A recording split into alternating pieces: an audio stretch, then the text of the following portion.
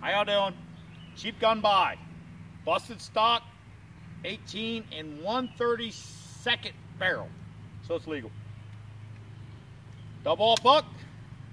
I don't know why everybody likes these things, but they do. We're going to try it. No sights. See if I can hit my target at this range. It's nothing.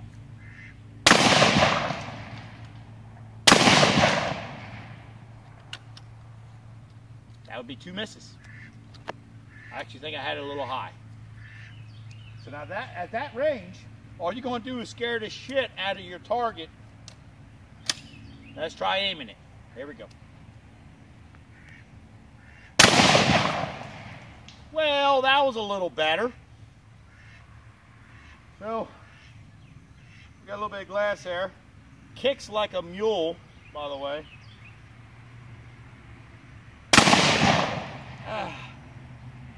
Yeah. Cutting them down makes them lighter. Makes them kick more. Oh my goodness, look at this. Might be a cheap gun buy. I do not recommend cutting down a shotgun to 18 inches. Ow! Bye.